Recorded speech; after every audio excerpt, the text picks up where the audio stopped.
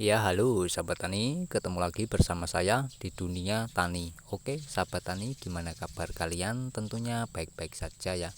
Oke, di kesempatan video kali ini saya akan bagikan yaitu tanaman saya yang ada di perkarangan belakang rumah, yaitu adalah daun bawang. Nah, untuk video kali ini teman-teman, itu caranya perawatan daun bawang agar tidak mengalami busuk akar dan busuk batang. Nah, yang perlu diperhatikan apanya dulu? Yang jelas yang pertama adalah tanahnya teman-teman ya. Jadi yang di video kemarin ada yang berkomentar tentang medianya, campurannya apa. Nah, di tempat saya ini berhubung tidak ada kohe, tidak ada eh, sekam padi ya. Jadi saya menggunakan kompos ya. Komposnya dari apa? Dari sisa ranting, sisa batang, dedaunan yang saya bikin kompos teman-teman ya. Dan satu lagi supaya pengganti ya ini teman-teman ya, pengganti sekam padi itu apa? Jadi saya menggunakan mulsa dari gulma juga. Nah, ini bisa membantu pengganti sebagai sekam padinya. Kenapa? Nanti kalau kita timbunkan teman-teman di mulsa ini yang sudah kering ya, ini adalah mulsa gulma dari sisa lapangan, potongan lapangan teman-teman, itu saya ambilin kan tidak bermanfaat, jadi saya manfaatkan saja, dan itu tentunya gratis ya teman-teman ya. Oke, jadi ini adalah daun bawang yang sudah berumur kurang lebih hampir 1 bulan teman-teman. Nah, jadi saya itu kalau petik itu caranya begini, saya ambil daunnya yang tua seperti ini. Dan juga perawatan daun bawang itu memang simpel, sederhana. Kalau kita rutin membuangi daun yang kering, terus membuangi daun yang tua ini, kalau yang masih hijau kita konsumsi teman-teman ya, tapi kalau sudah kering ya kita kumpulkan sebagai pupuk ya. Jadi pupuk terbaik itu sebenarnya teman-teman ya, sering saya bilang ya di video-video saya pasti ada, yaitu pupuk terbaik buat tanaman itu adalah dirinya sendiri ya. Daun bawang, jadi ya kita kalau daunnya sudah tua itu jangan dibuang begitu saja, jangan ya, kita simpan, kita campurkan ke dalam pupuk POC yang kita bikin. Nah, itu nanti akan diserap lagi untuk daun bawang. Makanya daun bawang saya ini terhindar dari busuk batang ya, busuk akar seperti itu. Nah, jadi yang tadi yang di awal adalah tanah. Kenapa tanah itu supaya berporos menggunakan sekam ya, tujuannya supaya tidak mengalami busuk batang teman-teman ya. Jadi teman-teman maupun sahabat tani yang masih mengalami busuk akar, busuk batang pada daun bawang, itu dikarenakan yang pertama ya, seringnya menggunakan pupuk kimia, itu pasti ya. Dan yang kedua, tanahnya terlalu basah ya, lembapannya tinggi makanya basah seperti itu. Harus berporos ya teman-teman ya. Yang ketiga adalah tanah itu harus berporos. Kalau tidak berporos dan kelembapannya tinggi, pasti akan mengalami busuk batang, dan pasti saya pastikan akan gagal teman-teman ya. Karena apa? Saya alami dulu seperti itu saat menanam daun bawang. Kenapa kok busuk terus, kenapa kok busuk akar terus ya. Jadi saya teliti, saya perhatikan, ternyata terletak pada tanahnya seperti itu.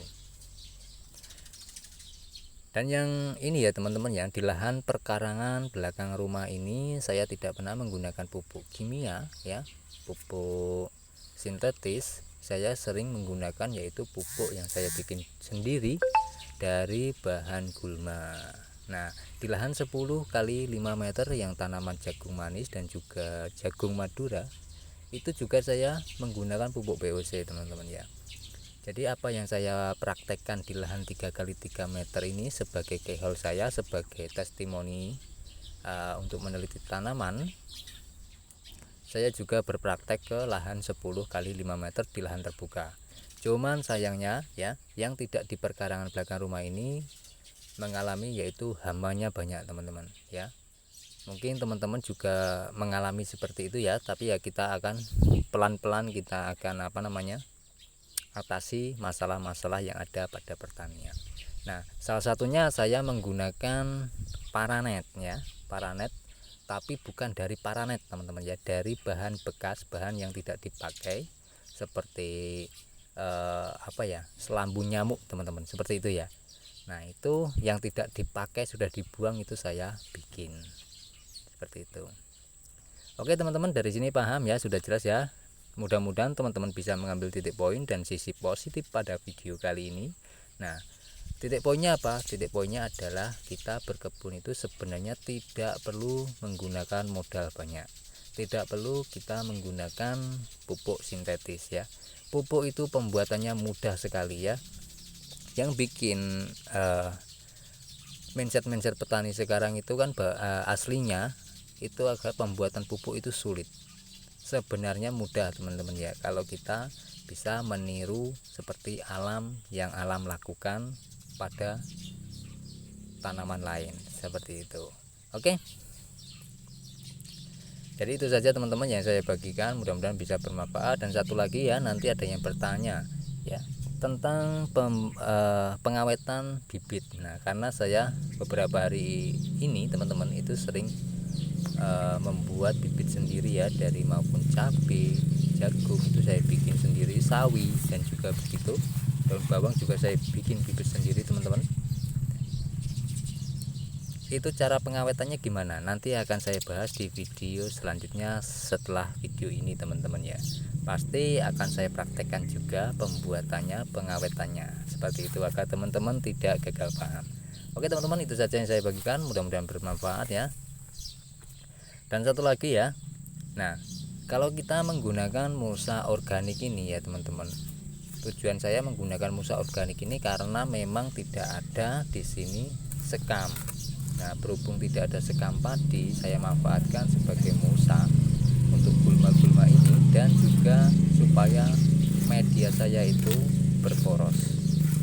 Dan satu lagi, kalau kita selalu menggunakan mulsa organik, kehidupan pada tanah, organisme maupun mikroorganisme itu pasti akan berkembang biak secara baik teman-teman ya. Jadi di situ akan ada yaitu sistem simbiosis mutualisme, seperti itu ya teman-teman ya.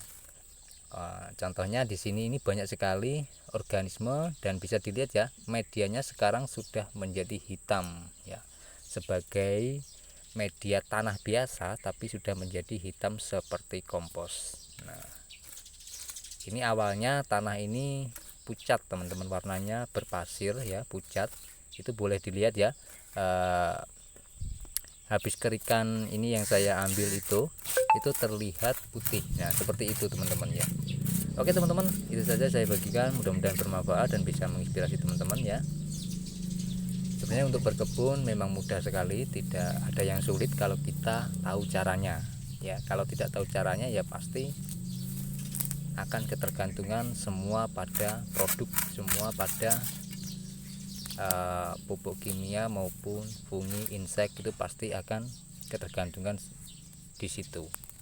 Nah tujuannya saya ya teman-teman untuk berkebun secara alami semata-mata untuk menjaga kesehatan tubuh. Kalau kita konsumsi itu tidak ada residu kimia yang kita makan, seperti itu teman-teman ya. Karena apa? Makanan adalah sumber dari kesehatan kita. Oke teman-teman, mudah-mudahan bermanfaat ya. Nah sampai ketemu di video saya selanjutnya tentang pengawetan bibit teman-teman ya. Kalau pembuatan bibit sudah saya lakukan ya teman-teman, seperti jagung ya kemarin yang ada di kolom komentar ya, gimana Pak caranya supaya bibit itu bisa seperti awalnya, hasilnya sudah saya bagikan pada teman-teman. Oke, saya akhiri wal topik wal hidayah. Wassalamualaikum warahmatullahi wabarakatuh. Salam petani cerdas luar biasa. Terima kasih sudah menonton sampai selesai. Sampai ketemu di video saya selanjutnya tentang berkebun secara alami, tentunya aman untuk dikonsumsi sendiri. Bagi warga perkotaan jangan lupa ya, manfaatkan perkarangan teman-teman sebagai tanaman sayur. Oke, sampai ketemu di video saya selanjutnya. Terima kasih sudah menonton sampai selesai.